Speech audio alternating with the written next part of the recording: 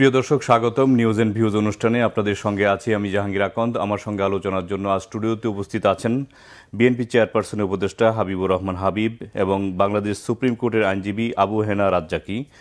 আর news room থেকে যুক্ত হবেন Salma Yasmin, senior news editor, Bangla vision.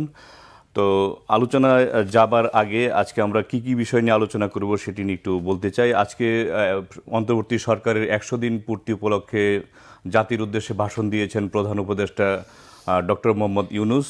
আধা ঘন্টারও বেশি সময় ধরে দেওয়া ভাষণে জুলাই আগস্ট গণহত্যার বিচার, নির্বাচন, রাষ্ট্র সংস্কার সহ নানা বিষয় নিয়ে তিনি কথা বলেছেন। আমরা আলোচনা করব সেসব বিষয় নিয়ে।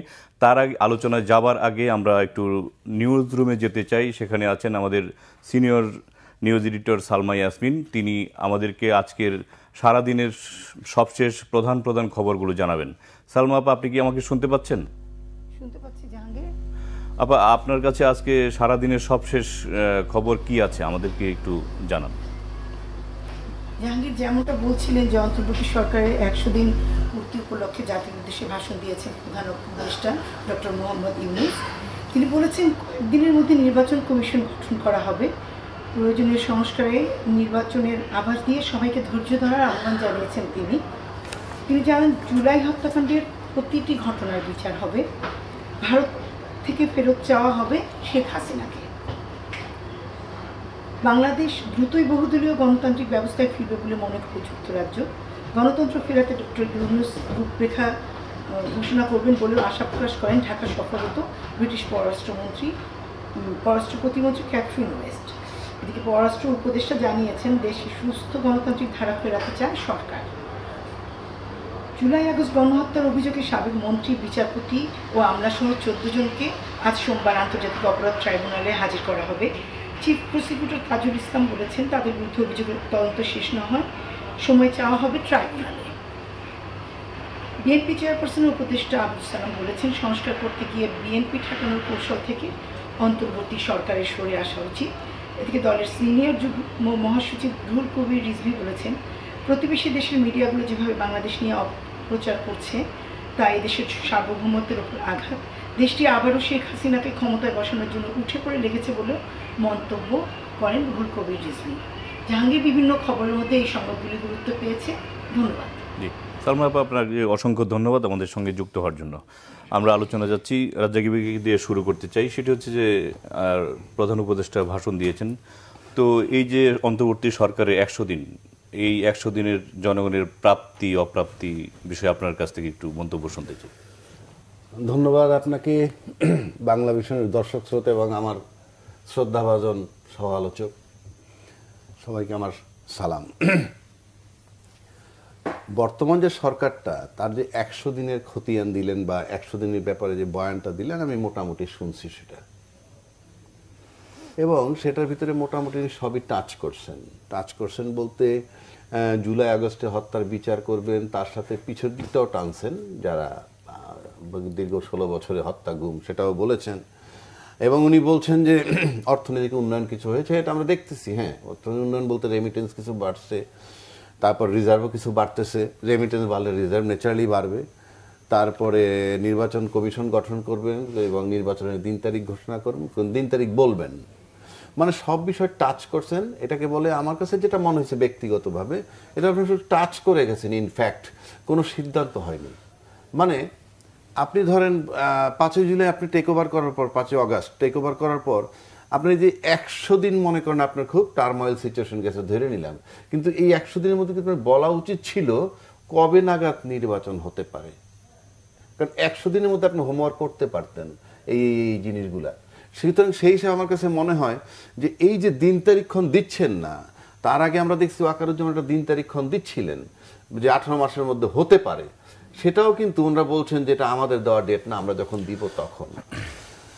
তো সেই সব বিবেচনা যদি আবার বলছেন, সেই বিবেচনা করলে কি হয় যে মনে হয় যে উনি নির্বাচনী মানে দিন তারিখ ক্ষণ দিতে গড়িমসি হচ্ছে বলে আমি মনে করি। কেন আমি বলি, আপনি একটা কাজ করবেন, যদি আপনি বলেন যে আমি এই কনস্ট্রাকশন করবো এই বিল্ডিংটা, বা আমি কাউকে করতে দিলেও আপনি বিল্ডিং কনস্ট্রাকশন করবেন, কতদিন লাগতে পারে, কি কি জিনিস কোয়ালিটির জিনিস দিব, প্রাইস কত হতে পারে, তারপর একটা দিন তারিখ দিবেন যে এতদিনের মধ্যে হবে, তারপর নাও হতে পারে, সেটা 2-4 মাস বেশি লাগতে পারে, কস্ট দেখে আপনি বাড়াইতে পারেন, কিন্তু আপনি দিচ্ছেনই না।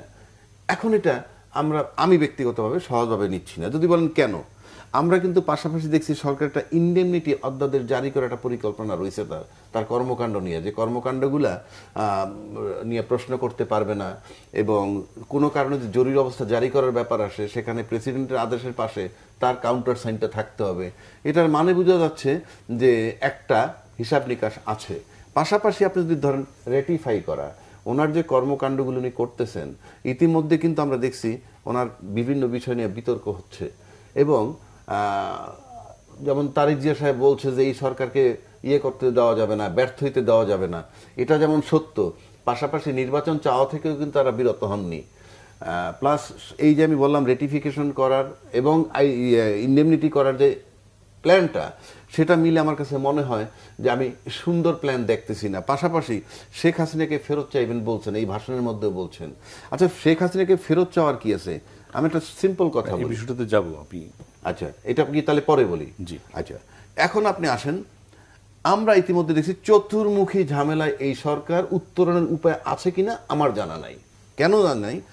ওনার কিছু আছে, দেখেন, রাজনৈতিক দল নির্বাচন চায়, উনি সংস্কার করে নির্বাচন দিবেন। আবার আহতদের চিকিৎসার ব্যাপারে আন্দোলন পর্যন্ত হয়েছে, আমরা দেখছি। মানে যার কাছে সবচেয়ে প্রায়োরিটি বেসিস হওয়া উচিত ছিল আহতদের চিকিৎসা, সেটা যখন তারা বেমালুম অবজ্ঞা করছেন বা ভুলে গেছেন, সোজা বাংলা দুইটার একটা, এটার কারণে কিন্তু তার উপরে আস্থা রাখা কঠিন, এবং ছাত্র সমাজ কিন্তু তার উপরে এখন আস্থাটা নাই। কেন নাই? উনি বলছেন ছাত্ররা আমার নিয়োগকর্তা বলছেন, সেই ছাত্ররা কিন্তু আবার ফারুকি বশিরের উপদেশ নিয়ে মারাত্মকভাবে তারা আন্দোলন করেছেন, কিন্তু কই, উনি তো নড়েননি। 1 নম্বর।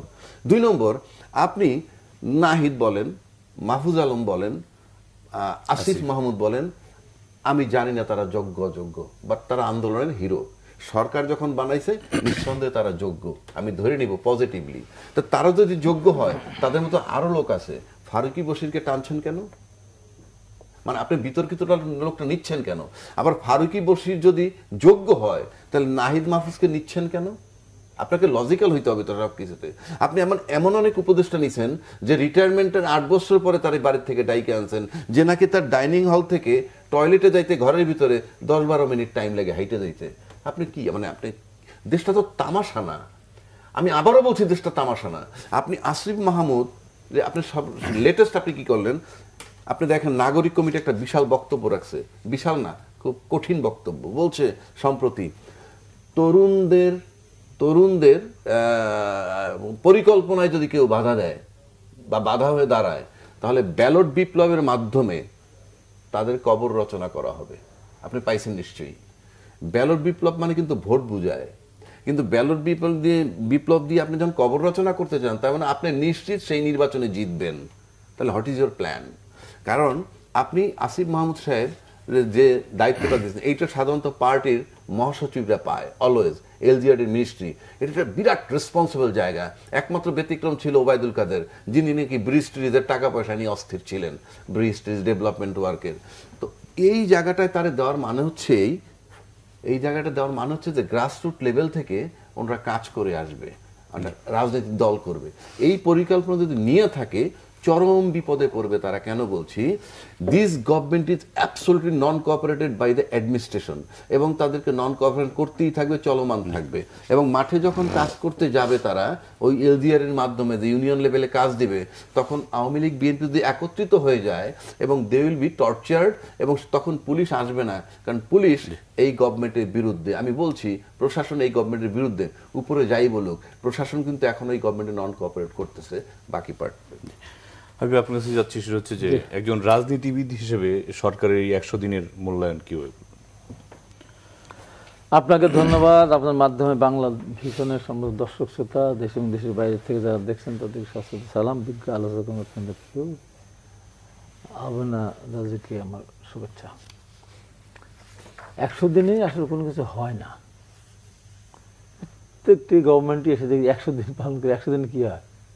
কিছুই হয় না। আর বাহাদুরি নিতে চাই। এর আগে সরকার একবার দেখেছিলেন 100 দিনে এমন লাফালাফি, শেয়ার মার্কেট অনেক উপরে উঠে গেছে। এই বলা শুরু করলো, মানুষ শেয়ার কেনা শুরু করলো, এমনকি ধপাস করে পড়লো যে অনেকে আত্মহত্যা করেছে, অনেকে বউ ছাড়াছাড়ি হয়ে গেছে। তো এই সরকার যে 100 দিনের কথা যেটা বলছে, 100 দিন আসলে ওইভাবে দৃশ্যমান কি? 100 দিন দৃশ্যমান দেখলে বাড়ির বাড়িতে চাউলের দাম বেড়েছে, দৃশ্যমান দেখলে ডিমের দাম বেড়েছে 150 থেকে 180-90 কাছাকাছি। দেখা কি বেড়েছে, বিভিন্ন ধরনের আইন শৃঙ্খলা অবনতি ঘটেছে। 100 দিন কি ব্যাংক খাতে 5 লাখ টাকা ব্যাংকে চেক দিলে 5,000 টাকা দেয়, 10,000 টাকা দেয়। এইগুলি 100 দিনে আসছে। তো না কি বলবো, 100 দিনকে ধরেছে এই সমস্ত এই 100 দিনের মধ্যে যদি আমি ধরি, ক্যান্টনমেন্টে 500-600 সন্ত্রাসী খুনি ব্যাংক জুড়েরা ছিল, 100 দিনের মধ্যে তারা চলে গেছে। 100 দিনের মধ্যে বাংলাদেশের এই বর্ডার কীভাবে পার হয়ে যায় না, সব ইন্ডিয়া গিয়ে আশ্রয় নিয়েছে আমেরিকার এমপি মন্ত্রীরা। এইগুলি আপনি বলতে পারেন। এত গল্প করার কিছু নেই তো। অর্থনৈতিক উন্নয়ন কি 100 দিনের মধ্যে কোনো একটা ইন্ডাস্ট্রি হয়েছে, একটা শিল্পকারখানা হয়েছে? না।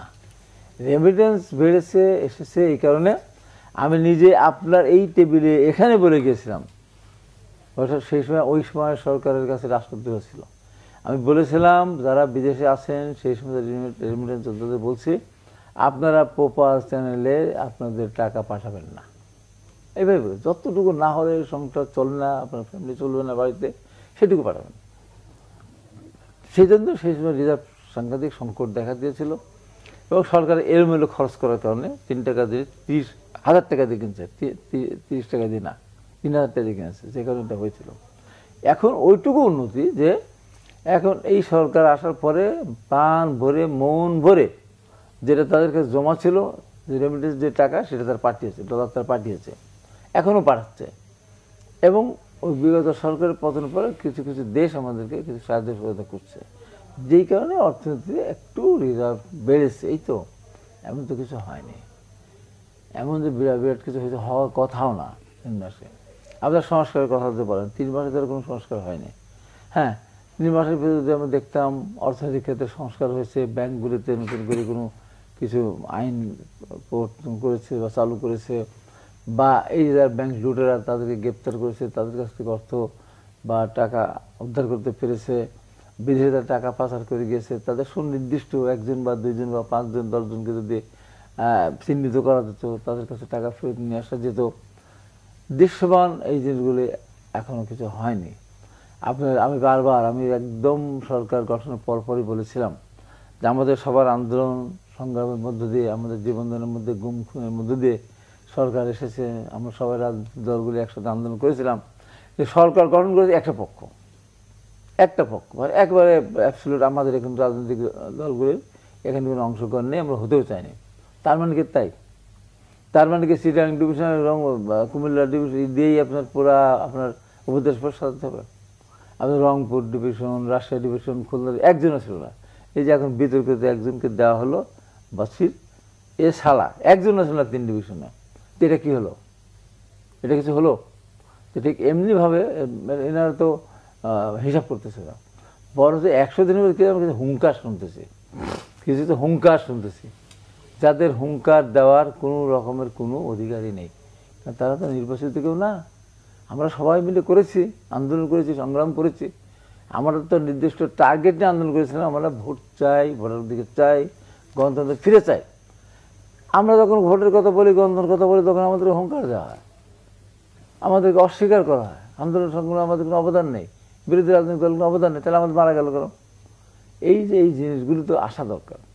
হ্যাঁ, ভোটের কথা আমরা বলবোই তো। আমরা ভোটের জন্য আমরা 17.5 বছর আমরা যুদ্ধ করে আসতেছি, তা আমি ভোটের কথা কেন বলবো না?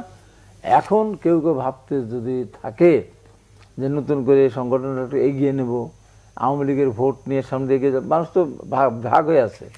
নতুন আপনি পাবেন কোথায়? হয় আওয়ামী লীগ সমর্থক, নাহলে বিএনপি সমর্থক, আর কিছু অন্য অন্য দলের 2-4% আছে। এর বাইরে আপনি পাবেন কোথায়? আওয়ামী লীগের ধরেন ভোট দিতে আসবে না। আপনি যদি মনে করতে থাকেন আপনি ভোট পাবেন, আপনি ভোট দিবে, এটা আমাকে সরকার বাস করার কিছু না। আমরা বলেছি আওয়ামী লীগ যারা অন্যায় করেছে, চুরি করেছে, টাকাতি করেছে, দেশের অর্থনীতি ধ্বংস করেছে, কোনোভাবেই সন্ত্রাসকে তাদেরকে আমরা আওয়ামী লীগে কোনোভাবে গ্রহণ করবো না, বা তাদেরকে আমরা আমাদের দলে যোগদান করতে দেবো না। সাধারণ আওয়ামী লীগের যারা আছে পথে ঘাটে ঘুরে বেড়াচ্ছে, যারা ওই 15 বছর ছাড় পায়নি সেই সময় আওয়ামী লীগের উপর আমাদের কোনো আক্রোশ নেই। তো সে আওয়ামী লীগকে মনে করেছেন যে অন্য কাউকে ভোট দিতে যাবে এক দলে দলে, তা হবে না। এই জন্য আমি শেষ করি যে আপনি যাই করেন না কেন, দ্রব্যমূল্য যদি আপনি কমাতে না পারেন, গার্মেন্টস সেক্টরে শিল্প কারখানা যদি শান্তি শৃঙ্খলা ফিরে না আনতে পারেন, দেশের যদি শৃঙ্খলা ফিরে না আনতে পারেন, জনগণের 2 দিন পরে কিন্তু এই সংস্কার কিন্তু কিছু মানতে চাবে না। সেই জন্য বলছেন কাকে দিয়ে সংস্কার করবেন, কাকে দিয়ে প্রশাসন চালাবেন। আমি এর সাথে একমত, আমার আবহাওয়া রাজ্যের সাথে আমি একমত। এই প্রশাসন দেশ সরকারের না। আমি ওই জন্য বলেছিলাম, প্রথমেই বলেছিলাম 50,000 পুলিশ নিয়োগ দেওয়া হোক, এএসএন নিয়োগ দেওয়া হোক, বিসিএস দিয়ে এএসপি নিয়োগ দেওয়া হোক, ম্যাজিস্ট্রেট নিয়োগ দেওয়া হোক, মুন্সিফ নিয়োগ দেওয়া হোক, উচ্চ আদালত বিচারক নিয়োগ দেওয়া হোক, তাহলেই আপনি সামনের দিকে এগোতে পারবেন। অন্য জায়গায় ধরেন আপনার ইঞ্জিনিয়ার যে সমস্ত অন্যান্য ডেভেলপমেন্ট ওয়ার্ক যারা তারা চুরি চামাই করে খাক, আগে ঘুষ খেতে এখনও খাবে খাগা, কিন্তু আপনার দেশকে সুস্থ ধারায় নিয়ে আসতে হলে এই নিয়োগগুলো আপনাকে দিতে হবে। এই 100 দিনের দৃশ্যমানের ভিতরে সম্ভব না যদিও, হ্যাঁ পুলিশে নিয়োগেরটা পরীক্ষাটা শুরু হয়েছে, এইটুকু দেখার মতো। রাজীব ভাই, আপনি এর আগের আলোচনায় বলছিলেন যে অন্তর্বর্তী সরকার নির্বাচনের তারিখ ঘোষণা নিয়ে আপনার গড়িমসি করছেন। তো আজকে প্রধান উপদেষ্টা বলেছেন যে নির্বাচনের ট্রেন যাত্রা শুরু করেছে এবং এই ট্রেন শেষ গন্তব্যে কখন পৌঁছাবে তা নির্ভর করবে রাজনৈতিক দলগুলোর ঐক্যমতের মাধ্যমে।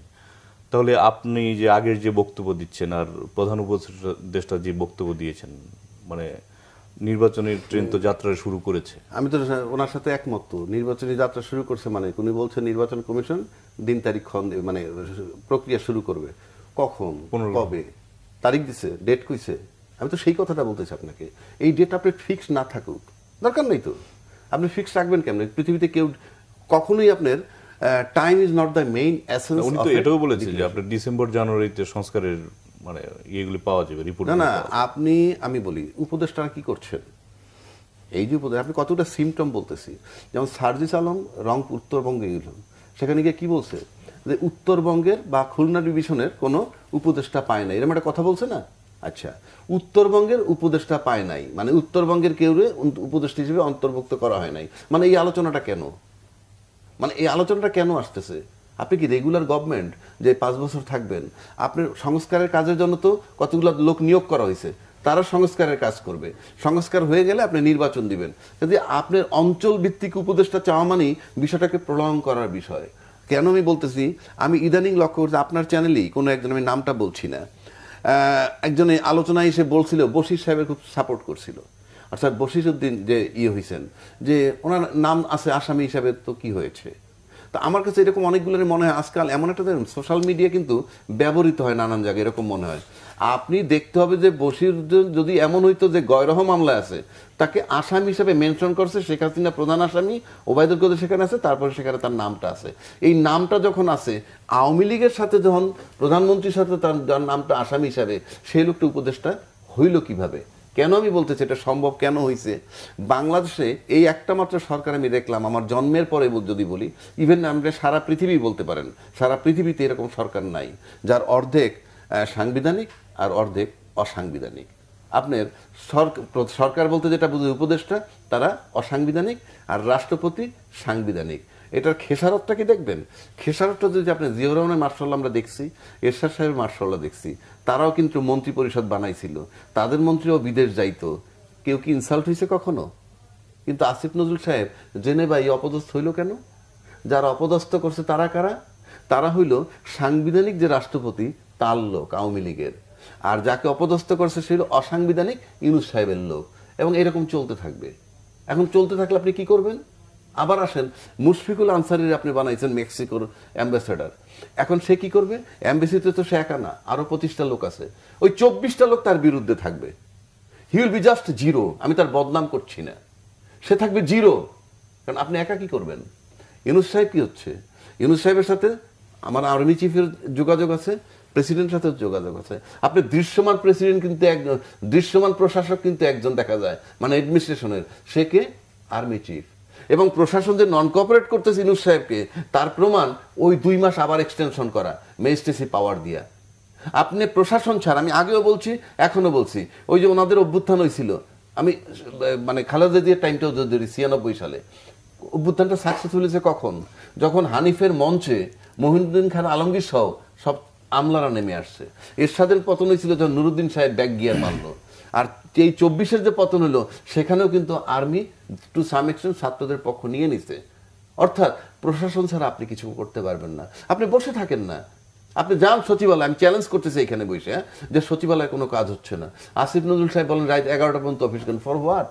Because your command is not working. হয়তো বৈশাখে সচিব সাহেব এটা লেখেন এখন, অমুক সাহেব এটা লেখেন এখন, ওইভাবে ঘাড়ের উপরে বসলে লিখতে হয়, নাহলে কমান্ড কাজ করতেছে না। আর কমান্ড না কাজ করলে আমি জানি না ফেল করার সমূহ সম্ভাবনা আছে। 2 নম্বর হচ্ছে ফখরুল ইসলাম আলমগীর সাহেব একটা কথা বলছেন, আমি আর একটা কথা বলে নিই ফাঁকে। যেই পতিত সরকার আওয়ামী লীগ, আমি বিএনপি বললো না বললো সেটা পরের চ্যাপ্টার, আপনারা তো ছাত্রদের লাশের উপর দিয়ে এসে বসছেন। সেখানে এসে প্রথম বলছিল 5ই সেপ্টেম্বর উপদেষ্টারা যে আওয়ামী লীগ এই বিচার না হওয়া পর্যন্ত কোনো রাজনৈতিক কর্মকাণ্ড আওয়ামী লীগ করতে পারবে না মর্মে একটা সিদ্ধান্ত হয়েছিল। আপনি বোধহয় জানেন হাবিব ভাই, উপদেষ্টা পরিষদ সিদ্ধান্ত নিছে, সেটা এখন আড়াল হয়ে গেছে। তারপরে কি হয়েছে, ছাত্র একটা রিট করতে গেল যে আওয়ামী লীগের কর্মকাণ্ড নিষিদ্ধ করবে, করে আবার পরদিন ফেরত নিয়ে আসলো। এই যে ব্যাক গিয়ার মারাটা, এটার মানেই হচ্ছে প্রিভিলেজ দেওয়া। কেন প্রিভিলেজ দিচ্ছে সেটা পরে বলছি। আবার উপদেষ্টা পরিষদ কিন্তু বলছেন এক জায়গায় কি যে কোনো রাজনৈতিক দল নিষিদ্ধ করার পক্ষপাতী আমরা না। এরা যে ব্যাক গিয়ার মারছে আমি নিশ্চিত করে বলতে পারি প্রশাসনের নন কোঅপারেশনের কারণে, এবং এরা ভীতু, ভয় পাচ্ছে। ইউনূস সাহেব ভয় পাচ্ছে না। কেন ভয় পাচ্ছে না? ইউনূস সাহেব জানে যে ইউনূস সাহেবকে কেউ টাচ করবে না, কিন্তু অন্যরা ভয় পাচ্ছে। এবং দেখেন সব আওয়ামী লীগের অতীত সরকারের লোকগুলা কিন্তু অ্যাকোমোডেট হচ্ছে, যেভাবেই হোক হচ্ছে। এখন আসতে পারেন যে বিএনপি একটা কথা বলছে। বিএনপি কি বলছে যে এই প্রেসিডেন্টকে যদি আমরা সরাই তাহলে সাংবিধানিক সংকট হবে। পাশাপাশি ফখরুল ইসলাম আলমগীর সাহেব বলছেন যে আওয়ামী লীগ মানে কোনো রাজনৈতিক দল নিষিদ্ধ করার আমরা কারা, তাদেরটার প্রেক্ষাপট আবার আলাদা। সেটা কি তারা বুঝতে পারতেছে, এরা চুল পাকা লোক, পাওয়ারে ছিল 2 বার, চুল পাকা লোক বিধায় এরা বুঝছে কি যে প্ল্যান ভালো না। তখন ওই জন্য ওইখানে গিয়ে কি করছে যে বুঝাইতে চাচ্ছে যে দরকার হলে আমরা আওয়ামী লীগ একত্রে থাকবো আবার, কিন্তু এইগুলো আমরা হইতে দিব না। ওই যে -2 চিন্তা, এটাকে বুঝতে পাইরা ভয় পাইয়া আবুল হাসনাত আবদুল্লাহ কি বলছে যে রাজনৈতিক দলের একত্র হচ্ছে, আমাদের ফাঁসির দড়ির নিকটবর্তী হচ্ছে বলছে সে। তার মানে তাদেরও খবর আছে। অর্থাৎ আমি নিশ্চিত করে বলতে পারি এক ইউনূস সাহেব ছাড়া সবাই বাকি যারা ছিল, বিশেষ করে আমি আসিফ নজরুল সাহেব ইনক্লুড করতে পারি, তারাও ভীত সন্ত্রস্ত। এবং ভীত সন্ত্রস্ত বইলে নেপথ্যে এমনভাবে কাজ করতেছে যাতে আওয়ামী লীগ খুশি থাকে, এটা আমার ব্যক্তিগত ধারণা। দৃশ্যমান তো অনেক কাজও হচ্ছে, বিচার প্রক্রিয়া শুরু, সেটা তো ইউনূস সাহেব করতেছে। শুনেন, সেটা ইউনূস সাহেব করতেছে এবং সেখানে প্রসিকিউটরের কাজ করতেছে। ওই কাজটা করার চেষ্টা করবেন, আপ্রাণ চেষ্টা করবেন, এবং ওটা যদি করতে পারে তাইলে পরে আবার এই ওনারা তাজা হয়ে যাবেন, এই আসিফ নজরুল। কিন্তু এখন তারা ভীত সন্ত্রাস। আপনি দেখেন বিচার বিভাগ নিয়ে, বিচারটা নিয়ে, এই যে ট্রাইব্যুনাল নিয়ে যা করছে, আসিফ নজরুল সাহেব একটা কথা বলছে, রেডি করছে অমুক, কিন্তু এখন কিন্তু আর কিছু বলে না। এটা বিরতি নিয়ে আসি, কিপিং সাইলেন্ট। প্রিয় দর্শক, নিচ্ছি ছোট্ট একটি বিরতি, সঙ্গেই থাকুন, ফিরছি খানিক পর।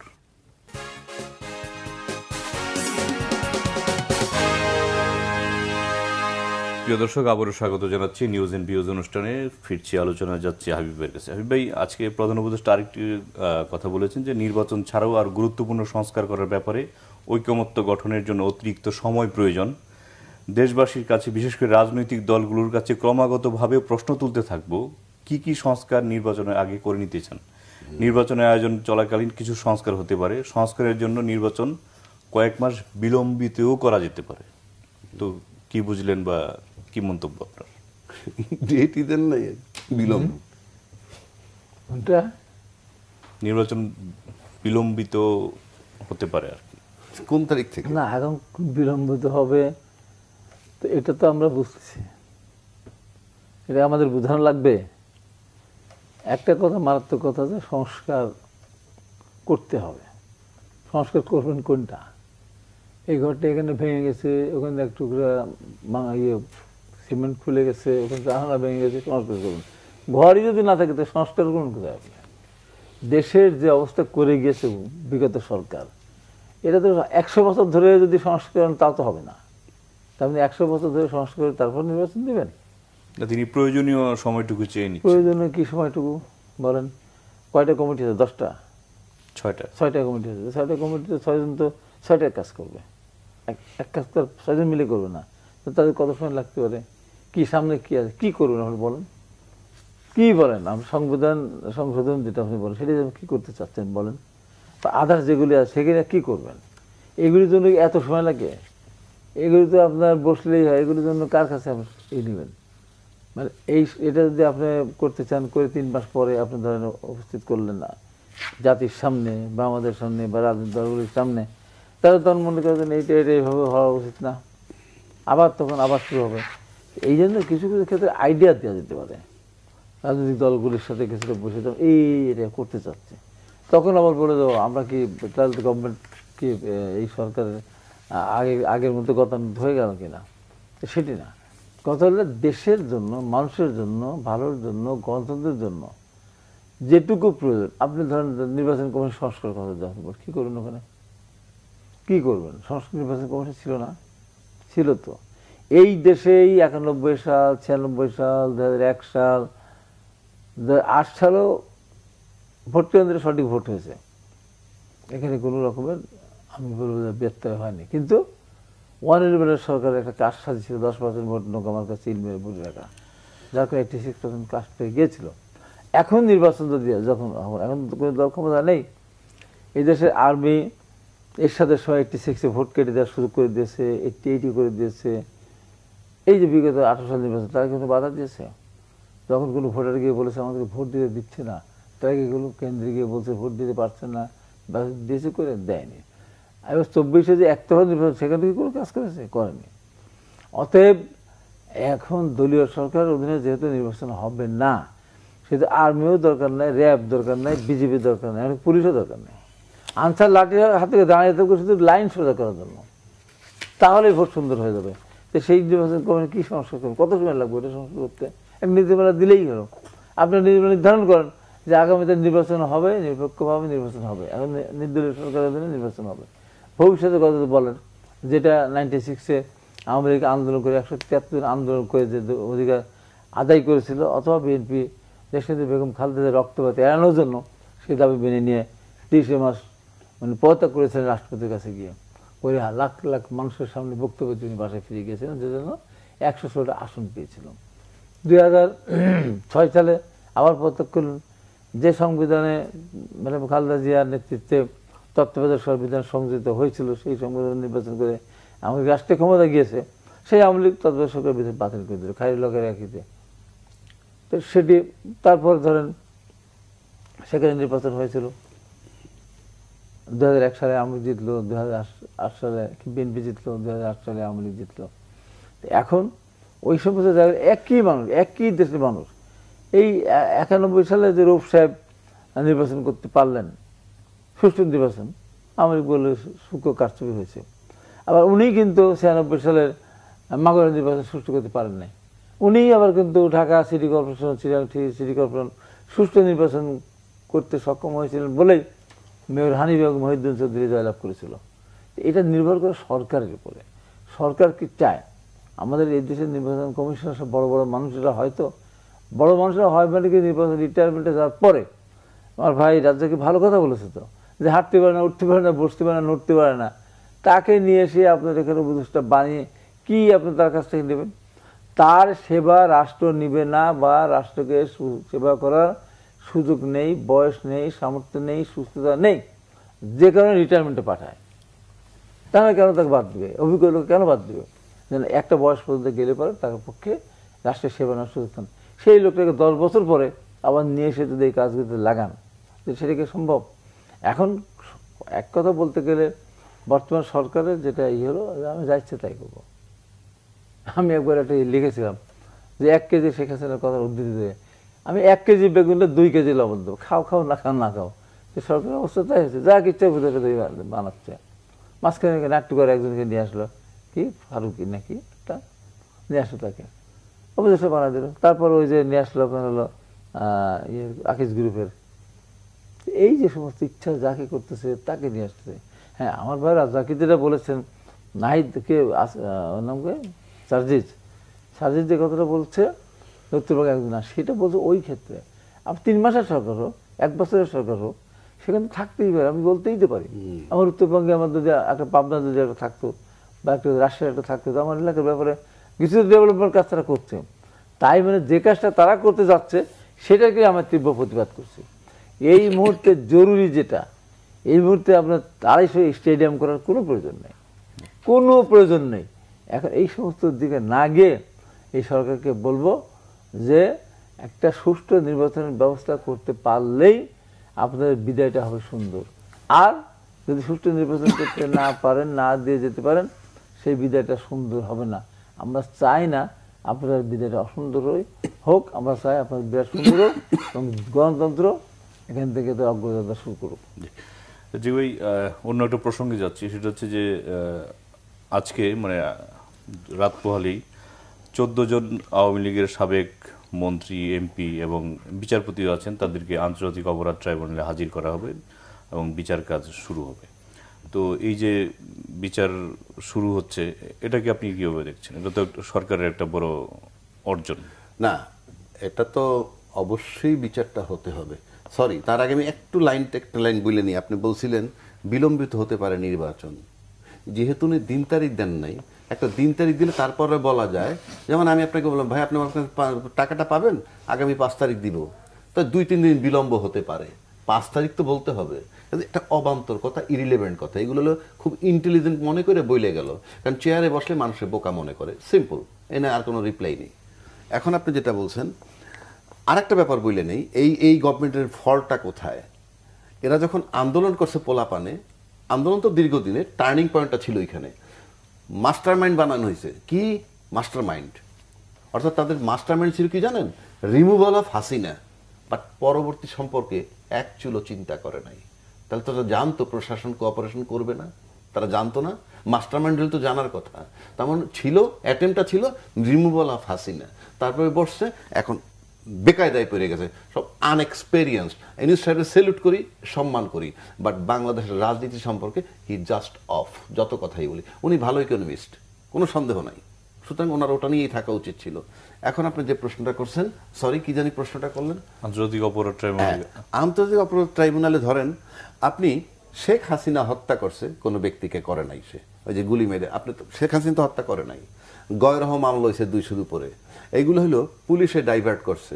বিএনপির আমলে এরকম গয়রহ মামলা হয়েছে। পার্থক্য একটাই, বিএনপির সময় বিএনপির বিরুদ্ধে যখন মামলা হয়েছে তখন ওই প্রশাসন ওই জাগর নাম ছিল তাগো তো দাবড়াইছেই, ইন এডিশন করেছে অজ্ঞাতনাম আরো 2000, তাতে মনে করেন কেউ ঘরে ঘুমাইতে পারে নাই। আর এখন যে এত গয়রহ মামলা হয়েছে, পুলিশ কেউ দাবড়ায় নো, কারণ কার বিরুদ্ধে মামলা হয়েছে? আওয়ামী লীগের লোকের বিরুদ্ধে। প্রশাসন কার? আওয়ামী লীগের। এই দিয়ে আপনি বুঝতে হবে। এরপর যদি ইউনূস সাহেবরা না বুঝেন, আমি বলতেছি প্রশাসন নামাইতে পারবে না, আমি চ্যালেঞ্জ করতেছি। পারবে কেমনে সেটার পদ্ধতি পরে। এইবার আসেন ট্রাইব্যুনালটা। ট্রাইব্যুনালটা মনে করেন কড়া নিরাপত্তার মধ্যে করতেছে, নাম্বার 1। নাম্বার 2, এখানে কিন্তু আপনি দেখবেন এই ট্রাইব্যুনালে বিচার টিচার নিয়ে আসিফ নজরুল সাহেব সামনে আর কথা বলবে না, যা বলার আপনি দেখেন এখন বলে না। একমাত্র চিফ বলে কিনা, বলে না, চিফ প্রসিকিউটর তাজুল ইসলাম বলতেছে। কারণ তাজুল ইসলাম একটা ডেডিকেশন আছে। কেউ বলে সে জামাতের, হোক সে জামাতের, এটা নিয়ে আমার সাবজেক্ট না। কারণ ওই জামাতের কথায় যখন কিছু আসে, যেমন বিচারটা ইউনূস সাহেবের একার করতে হচ্ছে। এবং ইউনূস সাহেব যদি এটা চিন্তা করে, আপনি এই মামলা প্রমাণ করবেন কেমনে? এই মামলা প্রমাণ করার জন্য যাদেরকে দরকার, মাস্টারমাইন্ড বলতে পারবেন শেখ হাসিনাকে, বাট তিনি যে মাস্টারমাইন্ড ছিলেন সেটাকে প্রমাণ করার জন্য কিছু লোক লাগবে, যেগুলা কাস্টডিতে আছে। এর ভিতরে কেউ কেউ হয়তো রাজসাক্ষী হতে পারে। এবং যার জন্য আমি বলেছিলাম ওয়াকারুজ্জামান সাহেবকে রেফারেন্স দিয়ে, যে 626 জন লোক যখন ক্যান্টনমেন্টে আশ্রয় নিল, পরের দিন চলে গেল, বের হয়ে গেল। আপনাদের জানা উচিত, যে যত কথাই বলেন তখন তাদের মামলা হয় নাই, বাট তারা যে স্বৈরাচারের দোষর ছিল, তারা অপরাধ বোধ থেকে ক্যান্টনমেন্টে আশ্রয় নিয়েছিল। সুতরাং তাদের আর বের হওয়া যাওয়ার সুযোগটা দেওয়া ঠিক হয়নি। সেখান থেকে বিভিন্ন থানায় দিতে পারতো। তারপর আমি বলছি যে লং রানে কিন্তু এই আর্মি আনসারেবল হবে। কারণ আরএস কি ইপিআর কি আর্মির একটা ডিক্লারেশন দেয়, ঘোষণা দেয় যে তারা বলছে 626 জন আশ্রয় নিছিল। তো সেই 626 জন লোক কমপ্লিট গ্রেফতার দেখাইতে হবে বাংলাদেশে, তা নাহলে এটা সেনাবাহিনীকে কৈফিয়ত দিতে হবে এক সময়। তো সুতরাং হয়তো আস্তে আস্তে গ্রেফতার করবে। গ্রেফতার করলে আমার মনে হয় আব্দুল্লাহ মামুন, যে আমাদের আইজিপি, সে সমূহ সম্ভাবনা আছে তার সাক্ষী হওয়ার, রাজসাক্ষী হওয়ার। কেননা সে বলবে যে আমাদেরকে বলছে এইটা।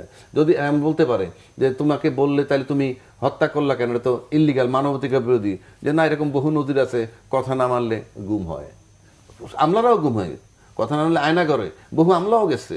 কারণ এখানে আপনি জানেন যে বিডিআর হত্যার পর খুব 57 অফিসার মানববন্ধন যখন সেনাকুঞ্জে গেল, বুক ওপেন করে বলল, তোমরা বলো তোমাদের কার কি কষ্ট আছে। যতজনে আক্ষেপ প্রকাশ করছে বা এটার বিরুদ্ধে কিছু কথা বলছে, for God's sake they have lost their job. এত নির্মম ছিল সে, যে সে খোলা মনে বলো আমরা তোমাদের দুঃখটা শুনবো। অন্তত 200-400 আর্মি অফিসার চাকরি চলে গেছে, মানে কথা বললা কেন, আর্মিটাকে পঙ্গু করে দিছে। তো সুতরাং আপনি এইটার বিচার যদি না করে, তাহলে পরবর্তীতে কাল কথার কথা উনি বিএনপি কালকে ক্ষমতায় আসছে, ওনারা এটা করতে সাহস পাবে। আর এটা যদি না করে ফেলায়, সাহস পাবে না। এবং আমি মনে করি দলমত নির্বিশেষে ইউনূস সাহেব যদি একটা গ্যারান্টি দেয় যে না, এই বিচারটা করবই, এই একটাই প্রায়োরিটি বেসিস করুক, আমার ধারণা 1-1.5 বছরে কেউ কথা বলবে না। পাশাপাশি একটা ডেড লাইন দেব, বর্ডার লাইন, যে ইনশাল্লাহ আমি আগামী 1.5 বছরের মধ্যে বা 1 বছর পরে আমরা একটা নির্বাচনের তারিখ দিব আশা করি। আমার কাছে মনে হয় কথা বলতে পারে।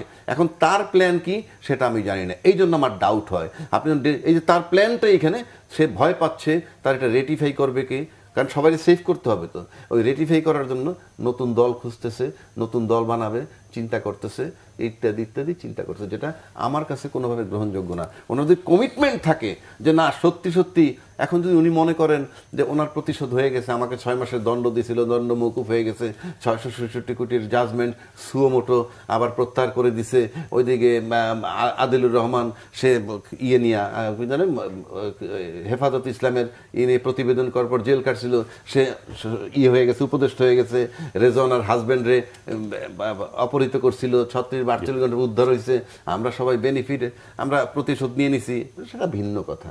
বাট কমিটমেন্ট থাকতে হবে। এই ব্লাডের উপর দিয়ে আসছে। আমরা অতীতে দেখছি 71 সালে যে 2 লক্ষ মা বোনের ইজ্জত গেছে বলছে শেখ হাসিনারা ক্যাশ করছে, কোনো তাদের দিকে তাকায় দেখে নাই। নূর হোসেন মারা গেছিল 10 নভেম্বর, তাকায় দেখে নাই। একইভাবে এরাও তাকায় দেখে নাই, বাধ্য হয়ে আহতদের প্রতি গুরুত্ব দেওয়া হয়েছে।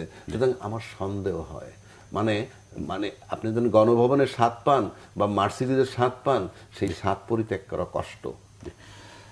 আজকে প্রধান উপদেষ্টা বলেছেন যে শেখ হাসিনাকে ফেরত চাইবে বাংলাদেশ।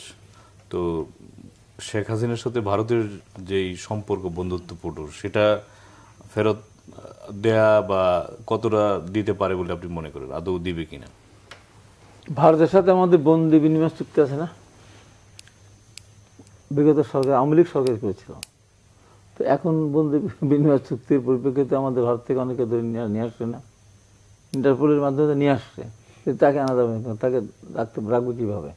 অন্যরা আর শেখ হাসিনা কি এক? অন্যরা শেখ হাসিনা তো আরো বেশি, ওর 1-2টা হয়তো হত্যা মামলা ছিল, চাঁদাবাজি মামলা ছিল, একটা পরীক্ষা 1,500-2,000 মানুষ হত্যাকারী, তার অন্য ব্যাপার। এই জন্য তাকে আরো সহজে আসতে দেওয়া উচিত ভারতের। তবে ভারত যে কাজটি করছে, পৃথিবীর কোনো দেশ কিন্তু তাকে জায়গা দেয়নি। যুক্তরাজ্য, যেখানে অনেকেই জায়গা পায়, বহু লোক জায়গা পায়, তা নিজের বোন যুক্তরাজ্যের নাগরিক, সেখানে নিতে পারলেন না। নিজের বোনের মেয়ে এমপি, তো বডি মন্ত্রী, পারল নিতে। এমন একটা অপকর্ম করেছে ওই সরকার বা ওনার নেতৃত্বে, যে পৃথিবীর কোনো মানুষ, কোনো দেশ তাকে গ্রহণ করতে চাচ্ছে না। সেখানে ভারত তাকে এতখানি সম্মান দিয়ে তাকে রেখেছে, এটা আমার মনে করি পার্শ্ববর্তী দেশের উপর একটা বিরাট অত্যাচার। ভারতের এই কাজটা মোটেই ঠিক হচ্ছে না বলে আমি মনে করি। কারণ হলো, তারপর এই সরকার ভারত একদম কোঅপারেশন করে না, একদম করে না। এই যে আপনার গিয়েছিল জাতিসংঘে সাধারণ পরিষদ মিটিংয়ে গিয়েছিলেন তো আমাদের উপদেষ্টা, অন্য অন্য দেশের রাষ্ট্রপতি, রাষ্ট্রপ্রধানদের দেখলাম বা সরকার প্রধানদের দেখলাম লাইন ধরে ডক্টর সাথে দেখা করতে আসছে। উনি রাষ্ট্রপতি হয়েছেন, নোবেল বিজয়ী, তার কেউ এ পর্যন্ত কোন দেশের রাষ্ট্রপতি হয়নি। প্রধান উপদেষ্টা রাষ্ট্রপতির কাছাকাছি যেন প্রধানমন্ত্রীর সমতুল্য ক্ষমতা, হয়নি কেউ। যেখানে তাকে এই মর্যাদা সবাই দিয়েছে, উনি মর্যাদা পেয়েছেন, আমরাও মর্যাদা হয়েছে, সম্মানিত হয়েছি। কিন্তু মোদী, নরেন্দ্র মোদী, ভারতের প্রধানমন্ত্রী, উনি কি দেখা করেছেন? অ্যাপয়েন্টমেন্ট ছিল। উনার তো প্রথম উচিত ছিল যে নতুন একটা পরিবর্তন হয়েছে, পার্শ্ববর্তী দেশ আমার, সেই দেশকে স্টেবল রাখতে হলে আমার আলোচনা করা দরকার, করলেনই না। বরঞ্চ এই দেশ থেকে ভারত যা নেয়, আপনার এই বড় বড় অফিসে যারা আছে, আপনার দোকান থেকে শুরু করে, গার্মেন্টস দোকান থেকে শুরু করে ইন্ডাস্ট্রি, ভারতে কত মানুষ কাজ করে আমরা শুনি, সত্য মিথ্যা জানি না। যে ভারতের সেকেন্ড বা থার্ড হাইয়েস্ট রেমিটেন্স দেয় বাংলাদেশ থেকে, ওরা 1 টাকা ট্যাক্সও দেয় না এখানে। আর কীভাবে নিয়ে যায়, যাক ডলার বলার নিয়ে চলে যেতাম ওই টাকা থেকে। এখন তো তার ভারতের টাকাও নিতে পারে, এখন তো যেহেতু ভারতের টাকার সাথে আমাদের বিনিময় আছে। তো এই জন্য বলে যে ভারত মানে তার ভারতের একটা সবচেয়ে বড় বাংলাদেশের সাথে তার বন্ধুত্ব করে না, বন্ধুত্ব করেছে আওয়ামী লীগের সাথে, একটা দলের সাথে, যে কারণে ভারত এত চেষ্টা করলো, ভারতকে তাকে রক্ষা করতে পারে না। এখন ভারত যদি মনে করে, ভারতের একটা সবচেয়ে দুর্ভাগ্য কি জানেন, আশপাশের একটা দেশের সাথে তার সম্পর্ক না, মালদ্বীপ পর্যন্ত চোখ রাঙায়। চায়নার সাথে ভালো সম্পর্ক হওয়ার কারণে তারপর সেনাবাহিনীর শেষ সদস্য পর্যন্ত নিয়ে যেতে হবে বলেছে। তো আমরা বাংলাদেশের 16 কোটি মানুষ, 16 কোটি মানুষকে যদি ভারত সরকার ওই চোখে দেখে যে একটা বিশ্বের দলের প্রতি তাদের দৃষ্টি, অন্যরা তার শত্রু ভাবে, আর এই মানুষগুলো ভারতকে ভাবে শত্রু, তার এরপর ভারতের এই যে আশপাশে যে সমস্ত আর 7 সিস্টার আছে, সেখানে তো উত্তেজনা সৃষ্টি হতে পারে। আমাদের উপর যখন বেশি অত্যাচার করবে, তখন আমরা তো তার একটা প্রতিরোধ করার চেষ্টা করবো, আমরা তখন চেষ্টা করবো, বাঁচার চেষ্টা করবো। সেটা কি ঠিক হবে? ঠিক হবে না, কিন্তু আমি যখন বাঁচবো না, আমার গলার উপরে আপনাদের পালা দেন, গলার উপর ছুরি ধরেন, তাহলে আমি কী করবো? আপনার ধাক্কা দিয়ে ফেলে দিকে আপনি এর ভেতরে পড়ে মরলেন, খাদে পড়লেন না ছাদ থেকে পড়লে, সেটা আমি দেখবো না, আমার তো বাঁচতে হবে। তো সেই জন্য মনে বলি ভারতের উচিত বাংলাদেশের মানুষের সাথে বন্ধুত্ব করা। ভাই, আজকে প্রধান উপদেষ্টা জানিয়েছেন যে জুলাই আগস্ট গণহত্যার সঙ্গে যারা জড়িত তাদেরকে আন্তর্জাতিক আদালতেও বিচারের উদ্যোগ নেওয়া হয়েছে। তো এটা নিঃসন্দেহে একটা ভালো খবর, আপনি কিভাবে দেখছেন? না, অবশ্যই ভালো খবর, তবে একটু কমপ্লিমেন্ট দিই ওনার সাথে, যে শেখ হাসিনার ফেরত আসা। প্রথম কথা হলো, ছোট করে বলবেন আমরা। হ্যাঁ, প্রথম কথা হলো শেখ হাসিনা পলাতক। কোথায় পলাতক? ভারতে। এখন আপনি ভারতের যদি চান, ভারত চান, তারা তো ট্রাভেল পাস দেওয়া হয়েছে, আর আমরা ওয়ারেন্ট দিছি। ট্রাভেল পাস মানে তুমি বাংলাদেশ হাইকমিশনের ভিসা চাইতে পারো, ভিসা চাইলে ইনশাল্লাহ আমরা দিয়ে দিব, তারপর তুমি চলে আসবা। বিষয় তো এরকম, কারণ তারেক জিয়ার ব্যাপারে বলা হয়েছে, উনিই বলছেন, ওই শামীম ওসমান বলছে টেমস নদীর পাড়ে বসে হুকুম দেয়, আর এইখানে মাঠে কর্মীরা নাইমা মাইর খায়। তো এখন তো উনি ওইখানে ফোন আলাপ করে তারপরে ছাড়ে, তো উনি তো শেখের বেটি পালায় না, একটা ওয়ারেন্ট হয়েছে। উনি সাহেবরা বলছে যত রকম লয়ার লাগে বিদেশ থেকে আনলেও আপনারা আমরা অ্যালাউ করবো। তাই সে ট্রায়াল দেখ, আমরা তো ট্রাভেল পাস দিয়ে দিছি ইন্ডিয়া, এখন পলায় রয়েছে এক বাসায়, এখন কাজ হলো ধৈর্য আনা। এখন ইন্ডিয়া তাকে দিবে কেন? ইন্ডিয়া তো ট্রাভেল পাস দিয়েই দিছে, কথার কথা বলছি, তর্কের খাতিরে। ইন্ডিয়া ধরে আপনি দিবে কেন? আপনি নিয়ে আসেন, আসামি যেমন ধরে ঠিক সেইভাবে নিয়ে আসেন, পদ্ধতি হবে। তখন ইন্ডিয়া বাধা দেয় কিনা আমরা সেটা দেখব। এখন তো ইন্ডিয়া তাকে বাধা দেয় নাই, ট্রাভেল পাস দিয়ে দিছে, তুমি ভিসা নিয়ে চলে যাও। সুতরাং আমরা ওই জায়গাটা দেখতে চাই। আর আর কি, এটাই তো বললেন প্রশ্ন। আন্তর্জাতিক আদালতে বিচারের উদ্যোগ, আন্তর্জাতিক আদালত, আমি তো সেটা আগেই বললাম, ভালো উদ্যোগ, এবং করতে হবে, নজির তৈরি করতে হবে, যাতে মানুষ বুঝে যে হ্যাঁ। কারণ একটা জিনিস আপনাকে মনে রাখতে হবে, অবশ্য কতখানি টাচ করে সেটা হলো বিষয়। যেমন বঙ্গবন্ধু হত্যার বিচার কিন্তু শেখ হাসিনা করছে, কিন্তু বঙ্গবন্ধু হত্যার বিচার করতে পারে নাই। কনস্পিরেটর যদি আপনি না পান, তাহলে সেটা বিচার হয় না। আপনি কিলারের বিচার করছেন, যে খুন করছে তার বিচার করছেন, কিন্তু পিছনে যারা হিরো ছিল টাচ করতে পারেন, ওটাও ভালো ইয়ে না। তো এই আন্তর্জাতিক ট্রাইব্যুনাল যে মামলাটার উদ্যোগ নিছে, আমরা যেটা দেখতে পাচ্ছি, আজকেও দেখলাম একটা প্রতিবেদনে আদালত থেকে দেখাইছে যে প্রসিডিউর যাচ্ছে, অত্যন্ত সুন্দর একটা নজির হবে, এবং এটা কিন্তু সিসি ক্যামেরা সব ওপেন ট্রায়াল হবে, সারা বিশ্ব দেখতে পারবে। সুতরাং আমি মনে করি এটা একটা ভালো উদ্যোগ, এবং প্রত্যেকের এই দেশে দেশটাকে যারা ভালোবাসে তাদের প্রত্যেকের উচিত যে যেখান থেকে যতটুকু পারে কোঅপারেট করা, যেই কোঅপারেশন করা, বিচার করার জন্য। হাবিব ভাই, আমরা এই বিষয় নিয়ে আগেও আলোচনা করেছেন। প্রধান উপদেষ্টা আজকে বলেছেন যে পতিত সরকারের নেতারা যারা এদেশ থেকে বিপুল পরিমাণ অর্থ পাচার করে নিয়ে গেছে, সে অর্থে বলিয়ান হয়ে তারা দেশে ফিরে আসার চেষ্টা করছে, তাদের কিছুতেই সফল হতে দেওয়া যাবে না। তো এবং সাবধানে থাকতে তিনি বলেছেন, এবং সবাইকে ঐক্যবদ্ধ থাকার আহ্বান জানিয়েছেন। তার এই বক্তব্যকে আপনি কি বলেন? তার এই বক্তব্যকে আমি সমর্থন করি 100%। পাশাপাশি উনি যখন প্যারিস থেকে একটা বক্তব্য দিয়েছিলেন ভারতকে উদ্দেশ্য করে, যে আমাদের নিয়ে বেশি নাড়ানাড়ি করবেন না, আমি মনে করি যে এই যে কথাগুলো বলেছেন, আসলে তো ব্যাপক অর্থ সম্পদ তারা নিয়ে গেছে, বা দেশের ভিতরে আছে, পাচার করেছে, আসলে তারা চেষ্টা করবে, কিন্তু আসতে পারবে না। জনগণের কাছ থেকে তারা অনেক দূরে চলে গিয়েছে। জনগণের তাদেরকে কেন আসতে দেবে বলেন তো? কোন জায়গাটা তারা রেখেছে, কোন মুখে তারা আসবে? দেশটাকে তো ধ্বংস করে একবারে ধ্বংস স্তূপ করে গেছে। অতএব ইচ্ছা করলেই তারা আসবে। এখন আমি একটা কথা বলি, যে আমি এর আগেও বলেছি যে আমি যদি এখন চ্যালেঞ্জ দিই যে আগামী শুরুতে আমাকে ডাকবেন, আওয়ামী লীগের একজন এমপিকে ডাকবেন, একজন মন্ত্রীকে ডাকবেন, সাবেক পতিত, ও যদি আমার চ্যালেঞ্জ গ্রহণ করে আর এত বড় সিরিজ নিয়ে আসে, আমার শরীরের সমস্ত রক্ত বের করে রাজি। আওয়ামী লীগের নেতাকে বলেন আসুক, এত বড় একটা তরবারি ধার দিয়ে নিয়ে আসুক, বলে হ্যাঁ আগে চ্যালেঞ্জ গ্রহণ করেছে, এটা ডান হাত কাটবো, বাঁ হাত কাটবো, মাথা কাটবো, নাক কাটবো, কান কাটবো, তাও আসুক না কেন, আসার সাহস নাই। এমনকি আওয়ামী লীগের দল সরকার ব্যান নিষেধ করুক আর নিষেধকে দেখে না দেখ, একটা দলের প্রেসিডেন্ট মাঠে নামুক না দেখি কেমন পারে। আপনাদের দুজনকেই ধন্যবাদ জানাচ্ছি। আমরা শেষ পর্যায়ে প্রিয় দর্শক, আজ এ পর্যন্তই। কাল দেখা হবে একই সময়। ভালো থাকবেন, সুস্থ থাকবেন, সে প্রত্যাশায় আজকের মতো এখানেই বিদায় চাইছি। সঙ্গে থাকার জন্য ধন্যবাদ সবাইকে। শুভরাত্রি।